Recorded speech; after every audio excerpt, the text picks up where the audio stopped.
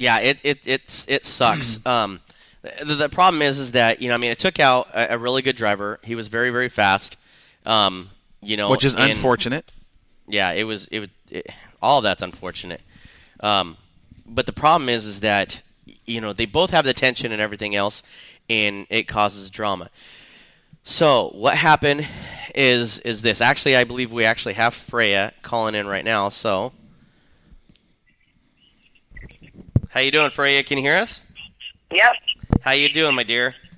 Good. Hey, welcome to Moxie. Welcome to Northwest Dirt News over here in the Moxie studios and stuff. How you doing tonight? Doing pretty good.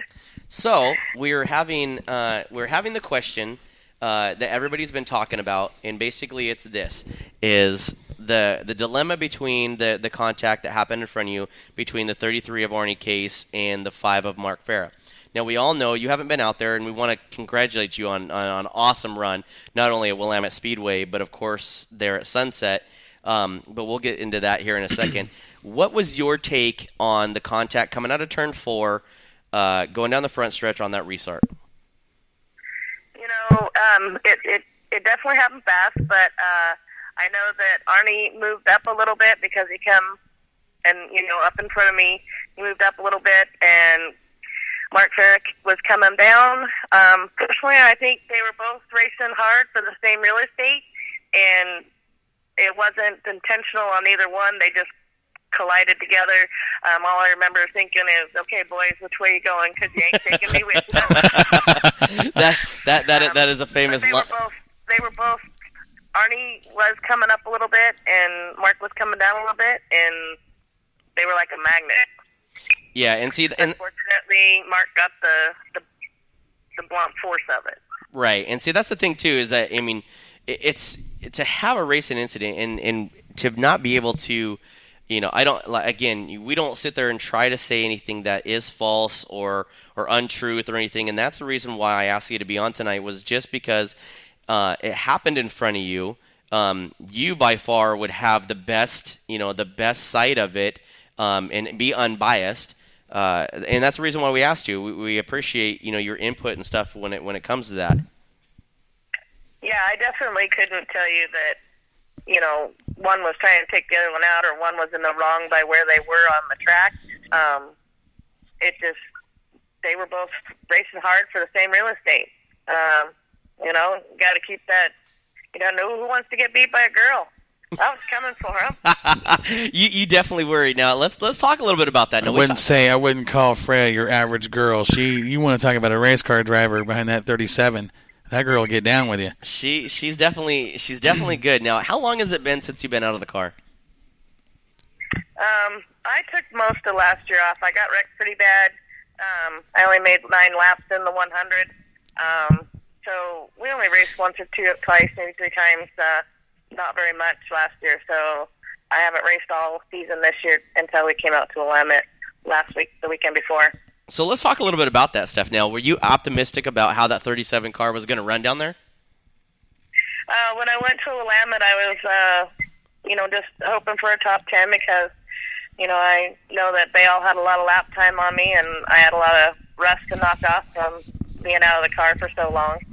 But I got in, and it was doing great, and I'm very happy with my run at Willamette for not being in the car for almost 2 seasons. Now, Mike Swear, your soon-to-be husband, definitely. He's one of those guys or whatever that works very, very hard when it comes to the race cars and everything else. And he's actually kind of put his Budweiser IMC modified kind of on hold to get you back out on the track. The next question I have is coming back out to Sunset, where you are by far one of the fastest cars and stuff out there. Not only last Saturday night, but a few years back, you were one of the cars for contention to win every single night. So getting back there and having a great qualifying and then having a great run, what were your thoughts and stuff when it started coming back down to 10 laps to go racing with Joey Tardio? Boy, I was trying to find my way around him, and just couldn't get the grip on the outside to do it. And he was, doing what he needed to do to protect the bottom coming through the corner, which just kind of scrubbed off my speed. And it was a good, hard race. And I know he was getting a little loose there towards the end. I was just thinking, oh, if we just had 5 more laps.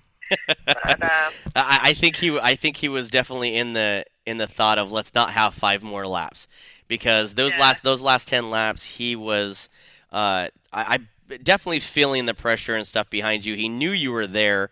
Happened to be it was his second win of the night.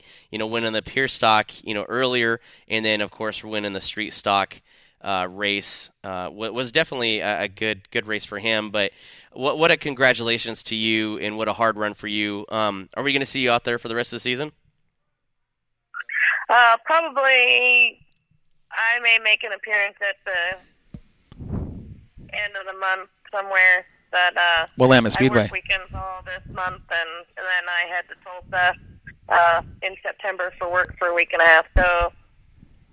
So we might see one more. Are you going to make it back down to Willamette Speedway? You better. You better darn right better. That's a good possibility. Well, we have Joel in here, Matthew Drager's crew chief. He's given the thumbs up here in the studio, talking about that you need to be down there for at least one more race this season. Yeah, I would like to. Like I said, the car's running great. I was actually, like I said, my time in, I was really kind of surprised when the call came down that I had 5th, because I knew it wasn't. It was getting hot in lineups, and I didn't understand why, and then it was running rough on the track, and come to find out we had 7 cylinders. Spark plug wire. Yeah. Now listen to this, race fans. Okay, so mind you, she goes out there and qualifies 5th. Okay, but she was she was close to the top of the leaderboard and stuff for a while. She comes back, and when we were talking about driver introduction, when drivers were down there or whatever like that, I asked her. I said, "Hey, you qualified? Okay, blah blah." She goes, "Yeah," and we qualified with 7 cylinders. I'm like, "Are you kidding me?" And then tell the race fans there, Freya, about the end of the night and how many cylinders you were on. Yeah. On 7 cylinders again. Lost another cylinder in the main event, and was literally on the back bumper of Joey Tardio. It's not about horsepower. It's about traction. Yeah, it was crazy. Do you have any sponsors you want to plug? Freya, we're talking to you. Freya, my dear. Pit stop. I think we must. We lost her. I think we lost her. Huh. Okay. Well, hopefully she'll call back in or whatever. But Swear Trucking, Mike Swear, one of our longtime listeners and everything else. He listens to us on Friday every time he drives up to Seattle. But she had an amazing car. It was good to see her out there. It was great. Joey Tardio did eventually go off to win that. So let's kick this off real quick. And Josh, before we get much farther, we start talking about the tension up at Sunset, and we've raced up at Sunset, right? And for the listeners that haven't been up there, Sunset's one of those places. Normal tracks you do a 4-wide salute with the late models. Correct. Yeah. Sunset's so narrow and so tight that they can only get 3 wide on a pace lap. It happens. It's what it is. Oh, right. We actually, I believe, Frey, you calling back, my dear? Are you there, Freya? Okay, well, I think we lost her again. So we'll try her again. Yeah, and you're all right. I mean, it's the fastest quarter-mile track on the West Coast, but you're also right. It is very, very tight. It's very tight. paperclip. It's narrow. You've got long, straight stretches, short turns.